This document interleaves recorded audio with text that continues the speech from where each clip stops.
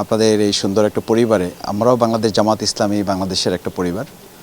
আমরা আজকে মনে করি বাংলাদেশ জামাত ইসলামী এবং এটি নিউজ পরিবার, দুই পরিবার মিলে আমরা একটা পরিবার হয়ে যাব ইনশাআল্লাহ। দ্বিতীয় কথা হচ্ছে যে সুন্দর বাংলাদেশ আমরা পেয়েছি, আমাদের সেই শহীদ এবং নতুন স্বাধীনতা যোদ্ধা যারা নতুন বাংলাদেশের, আমরা তাদের জন্য রুহের মাগফিরাত কামনা করি।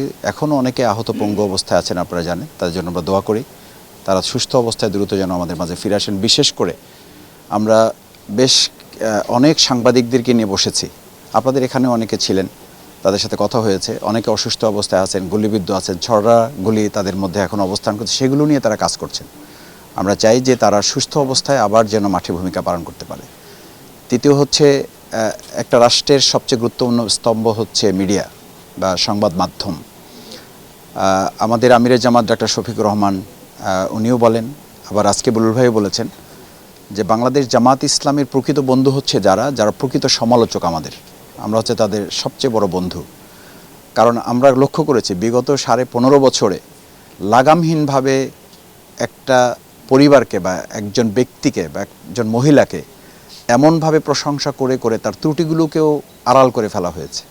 এটা একটা দেশ এবং জাতির জন্য, একটা রাষ্ট্রের জন্য ভয়ানক পরিস্থিতি তৈরি হয়েছে, যেটা আমাদেরকে সামনে প্রত্যক্ষ করতে হয়েছে। আমি মনে করি বাংলাদেশ জামাত ইসলামের ভালো দিকগুলো যেমন আপনারা তুলে ধরবেন, আমাদেরও মানুষ হিসাবে ত্রুটি আছে বলে না, আমরা বলি যে ত্রুটি থাকতেই পারে এবং হবেই, সেটাও আপনারা যদি ধরিয়ে দেন তাহলে আমাদের সকলের জন্য কল্যাণ, দেশের জন্য কল্যাণ, জনগণের জন্য কল্যাণ। সেই হিসাবে আপনারাও কোনো ত্রুটি বিচ্যুতি দেখলে আমাদেরকে আপনারা বললে আমরা কৃতজ্ঞ থাকবো এবং আপনাদের সেই ত্রুটিগুলো সংশোধনের জন্য আমরা আমাদের জায়গা থেকে আমরা চেষ্টা করব।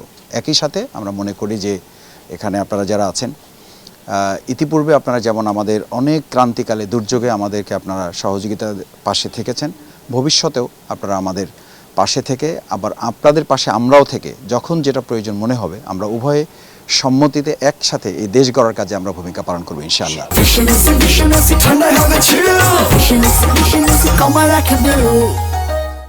আমরা ছাত্র রাজনীতি বা রাজনীতি নিষিদ্ধের এটা কোনো প্রক্রিয়া নয়, এটা তো মানুষের, আমাদের দেশের সাংবিধানিক একটা অধিকার।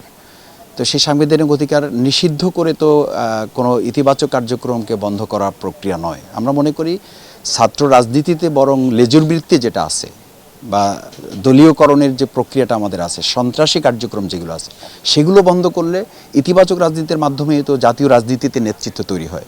সেই প্রক্রিয়াটা বরং বিগত 15 বছর বন্ধ করে রেখে একটা সন্ত্রাসী কার্যক্রম এবং হলগুলো, বিশ্ববিদ্যালয়গুলোকে একটা সন্ত্রাসের আখড়া হিসেবে পরিণত করা হয়েছিল। আমাদের ঢাকা বিশ্ববিদ্যালয় তো মেধাবীদের প্রতিষ্ঠান, সেটাকে ডাকাতের গ্রাম হিসেবে চিহ্নিত করা হয়েছে। এটা দুর্ভাগ্যজনক জাতির জন্য।